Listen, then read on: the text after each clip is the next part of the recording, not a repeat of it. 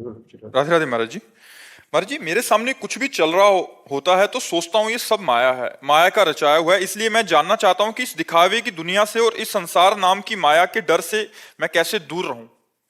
भगवान की स्मृति। यस स्मरण मात्रेण जन्म संसार बंधनात् विमुच्यते नमस्तस्मै विष्णवे प्रभु विष्णवे। भगवान ने कहा, दैवी हेसा गुणमयी मम माया दुरत्या। ये मेरी त्रिगुणमयी दुरत्य माया है। कैसे?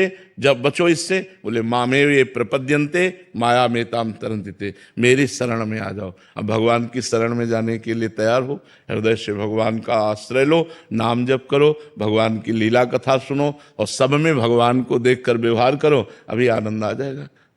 अगर माया भी है तो जहां माया है वहीं ब्रह्म भी है।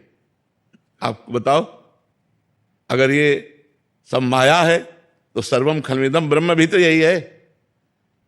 अगर ये माया है तो श्री राम में सब जग जानी, वो भी तो है। तो हम माया देखें कि भगवान देखें? हम भगवान देखें। अगर माया देखेंगे तो अशांत हो जाएंगे, और भगवान को देखेंगे तो उनकी लीला चल रही है। कहीं सतोगुणी लीला, सृजन लीला, कहीं विनाश लीला, यही चल रही। कहीं सृजन हो रहा, कहीं पालन हो रहा, कहीं संहार हो रहा। यही तीन गुणों से लीलाएं भगवान की चल रही। तो हम भगवान का स्मरण करें, भगवान का। हमारे हर प्रश्न का उत्तर नाम जप है। जब तक नाम जप नहीं करोगे तब तक तुम्हारा ज्ञान, तुम्हारी जानकारी, तुम्हारी पवित्रता सब धूल दूषित कर देगी माया। क्योंकि कलयुग में अन्य कोई साधन समर्थ नहीं है। कृतयुगे ध्यायते विष्णुम त्रेतायाम यजते मखई द्वापरै परिचर्यायाम कलौ तद्धरि कीर्तनात्। कलयुग में केवल भगवान का नाम जप, नाम कीर्तन ही इस माया से पार कर सकता है। सिद्धांत की बात है। इसलिए भगवान का नाम जप करो, भगवान की लीला कथा सुनो, और जिससे व्यवहार करो उसमें भगवान को देख के करो। ये न जाने कौन से पुण्य तुम्हारे उत्पन्न हुए हैं जो तुमको ऐसा लग रहा है कि सब भगवान की माया, इससे बचो।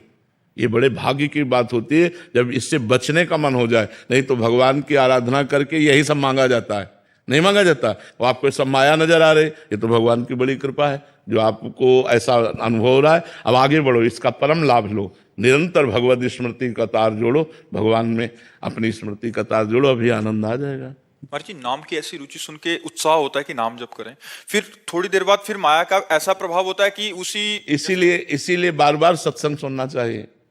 जब बार बार सत्संग सुनोगे तो आपका उत्साह एक दिन पक्का हो जाएगा, और जहां पक्का हुआ और भजन डट के हुआ तो आपको स्वाद मिल जाएगा। जब स्वाद मिल जाएगा तो किसी को कहना नहीं पड़ेगा, आप अपने आप चल पड़ोगे।